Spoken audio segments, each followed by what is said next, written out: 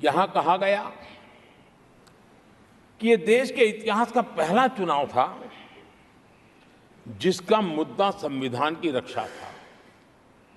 मैं जरा उन्हें याद कराना चाहता हूं।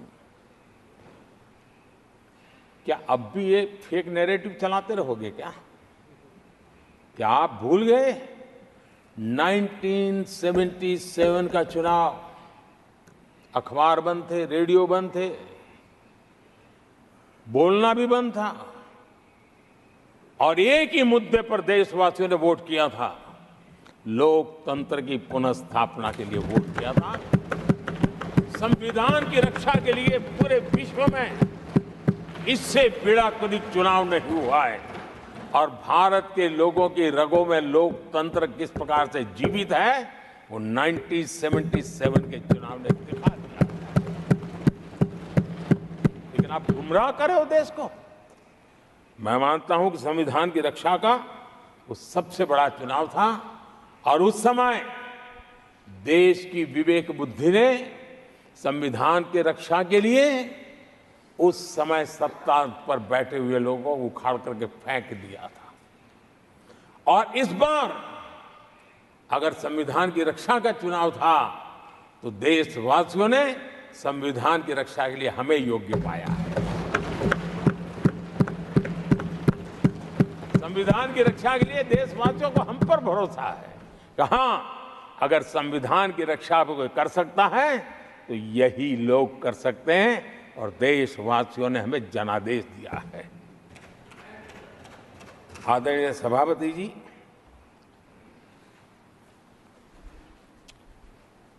जब खड़गे जी ऐसी बातें बोलते हैं तो जरा पीड़ादायक लगता है, क्योंकि इमरजेंसी के दौरान संविधान पर जो जुल्म हुआ, जो बुलडोजर चलाया गया संविधान के ऊपर, लोकतंत्र की धज्जियां उड़ा दी गई, तब उसी दल के महत्वपूर्ण नेता के रूप में उनके साक्षी है, फिर भी सदन को गुमराह कर रहे हैं।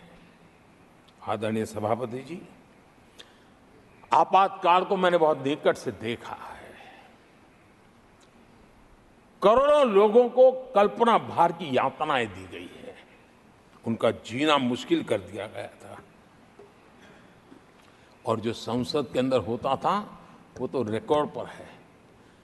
भारत के संविधान की बातें करने वालों को मैं पूछता हूं, जब आपने लोकसभा को 7 साल चलाया था, लोकसभा का कार्यकाल 5 साल है, वो कौन सा संविधान था जिसको लेकर के आपने 7 साल तक सत्ता की मौज ली और लोगों पर जुल्म करते रहे? और आप संविधान हमें सिखाते हो? आदरणीय सभापति जी,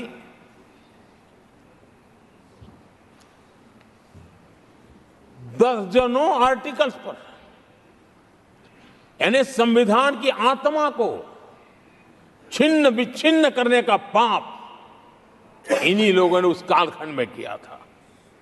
38वां, 39वां और 42वां संविधान संशोधन, और उस संशोधन में यानी मिनी कॉन्स्टिट्यूशन, यानी मिनी कॉन्स्टिट्यूशन के रूप में कहा जाता था। ये सब क्या था?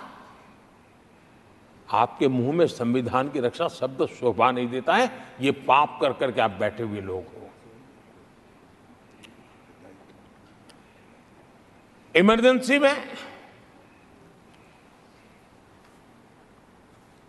पिछली सरकार में 10 साल ये कैबिनेट में थे खड़गे जी, क्या हुआ था?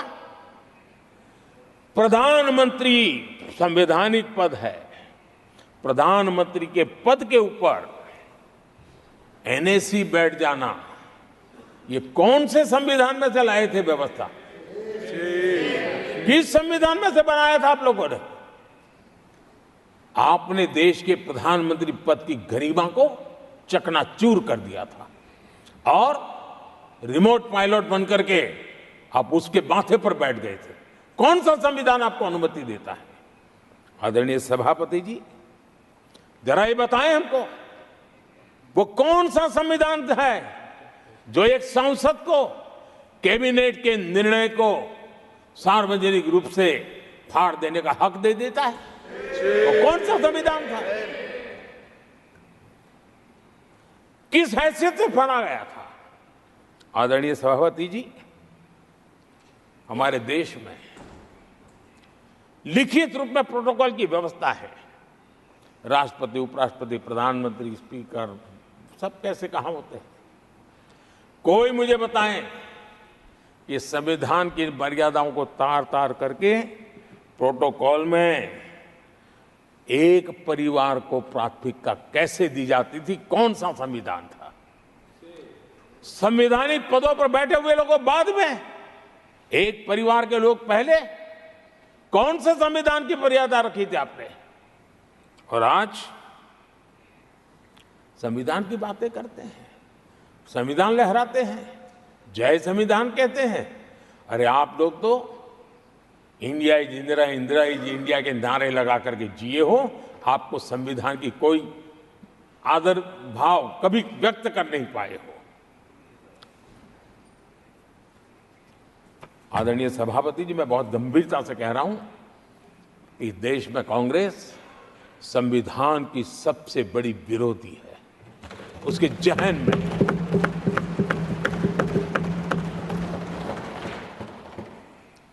आदरणीय सभापति जी, इस पूरी चर्चा के दरमियान उनको 200-500 साल की बातें करने का तो हक है, लेकिन इमरजेंसी की बात निकले तो वो तो बहुत पुराना हो गया। क्या आपके पाप पुराने हो जाते हैं तो खत्म हो जाते हैं क्या? आदरणीय सभापति जी, इस हाउस में कोशिश की गई संविधान की बात करना, लेकिन इमरजेंसी को कभी भी आने नहीं देना, ये चर्चा करने का अनुभव है। लेकिन ये देश, इनके साथ जो लोग बैठे हैं उसमें भी बहुत लोग हैं जो इमरजेंसी के भुक्तभोगी रहे हैं, लेकिन उनकी कुछ मजबूरियां होगी कि आज उनके साथ उन्होंने बैठना पसंद किया है। मतलब अवसरवादिता का ये दूसरा नाम है। संविधान के प्रति समर्पण का भाव होता तो ऐसा नहीं करते। आदरणीय सभापति जी, आपातकाल सिर्फ एक राजनीतिक संकट नहीं था, लोकतंत्र संविधान के साथ साथ ये बहुत बड़ा मानवीय संकट भी था। अनेक लोगों को टॉर्चर किया गया था, अनेक लोग जेल में मृत्यु को शरण हुए थे। जयप्रकाश नारायण जी की स्थिति इतनी खराब हुई कि बाहर आकर के वो कभी ठीक नहीं हो पाए। ये हाल उन्होंने कर दिया था। और प्रताड़ना सिर्फ राजनेताओं की नहीं, आम आदमी को भी नहीं छोड़ा गया था, सामान्य आदमी को भी नहीं। और इनका इतने सारे जुल्म, उसमें इनके लोग भी थे अंदर, उनके साथ भी ये जुल्म हुआ। लेकिन आज भूल। आदरणीय सभापति, वो दिन ऐसे थे कि जो कुछ लोग घर से निकले, कभी घर लौट करके वापस नहीं आए और पता तक नहीं चला कि उनका शरीर कहाँ गया। यहां तक की घटनाएं घटी थी। आदरणीय सभापति जी, ये बहुत सी पार्टियां जो उनके साथ बैठी हैं, वो अल्पसंख्यकों की आवाज होने का जरा दावा करते हैं और बड़े ज्यादा चिल्ला करके बोलते हैं। क्या कोई मुजफ्फरनगर और तुर्कमान गेट, वहां अल्पसंख्यकों के साथ इमरजेंसी में क्या हुआ था, जरा याद करने की हिम्मत करते हैं क्या? बोलने की हिम्मत करते हैं क्या? आदरणीय सभापति जी, और ये कांग्रेस को क्लीन चिट दे रहे हैं। कैसे देश उनको माफ करेगा? ये शर्मनाक है कि ऐसी तानाशाही को भी आज सही कहने वाले लोग हाथ में संविधान की प्रत लेकर के अपने काले कारनामों को छुपाने की कोशिश कर रहे हैं।